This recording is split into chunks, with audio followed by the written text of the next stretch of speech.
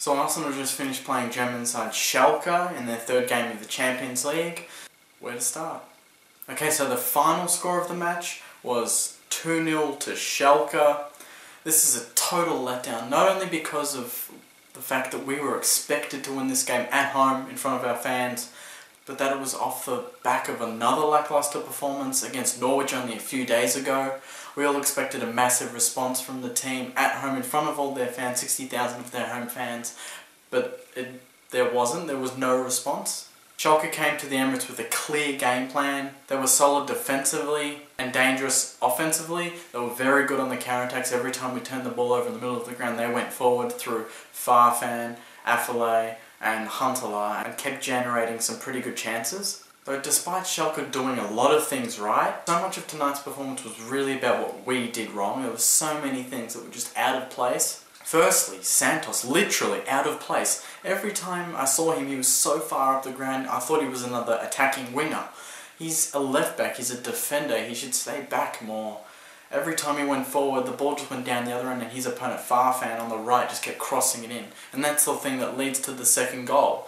All that space there, and it's exposed because he was so far up the ground. I'm not sure Gibbs would be that far up the ground, and I'm starting to consider Vermaelen being our new left back because he would physically be better than Santos and he'd be more accountable and he would time his runs. He just wouldn't run up the ground like a spastic every time we attacked. He would time them and know when to go forward. Secondly, where the hell is our hunger gone? We don't even look like we want to win these games. We get the ball and we're just, passing it around, oh no, you have it, and then they pass it back. Oh no, you have it, I don't want the ball. I don't want to have the responsibility of laying the last pass. And none of them did. Every time we got in the final third, there was no one that actually did a decent through ball. Cazorla, he hasn't done them in a couple of weeks.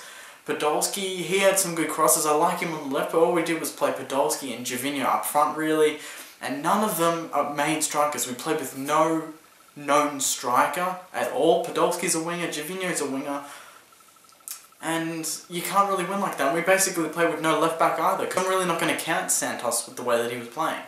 We just don't look interested anymore. The last two games, we've scored nothing and we've conceded 3, and that just reminds me of the first couple of weeks. But even then, we didn't lose those games. We've lost 2 in a row now, and even if we do beat QPR on the weekend, it's not really going to give the feeling that we're back, because we won't be. We're expected to win that game, as we were against Norwich and Schalke.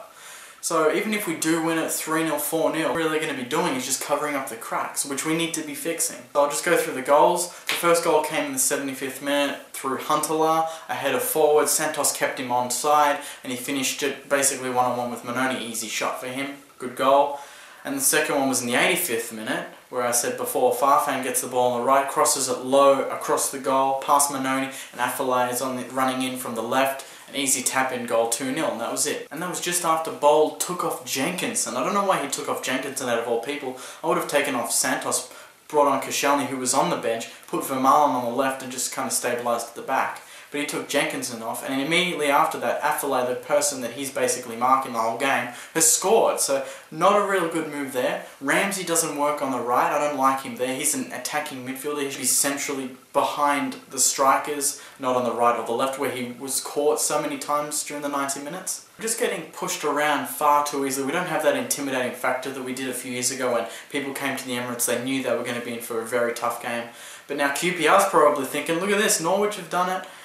Away from home, of course, but Schalke's done it now. They've come with a good game plan. We're just going to do the same thing, even take a draw maybe, because Arsenal don't really seem to be good at the final ball anymore, and we'll just try and invite them in, and they'll basically have no chance to score because they can't do it. I won't really mention Javinho's performance because I'll just be repeating what all of you have been saying and all of what you guys know already. I'll just tell you something else. We had no shots on target, none whatsoever, not one shot on target. The best chance that we had was a Javinho chance where Cazorla first time threw ball, put him into a heap of space, and he just dribbled himself into trouble and eventually turned the ball over, as he does a lot of the time. That was our best chance. Another couple of chances, Cazorla in a bit of space. But after that, he wasn't really given any space. Defensively, Schalke were really good. They marked the right players and didn't really show any respect to a few other players that weren't really going to danger them at all. And the one change that we had from the Norwich game was that Coquelin was supporting Arteta and Giroud was on the bench. So I'm not sure if that really helped Coquelin understand what they wanted to do, because in Norwich, we're kind of bullied around and we were just a bit light in the midfield, so I see where he wanted to top up a little bit. But I don't know, maybe it's the bold effect, bringing another defensive-minded sort of player into the game and taking out an attacker. What do you guys think below? Do you think that was the right move? But yeah, so that's it guys, that's my review for the game. I just want to get that out of the way.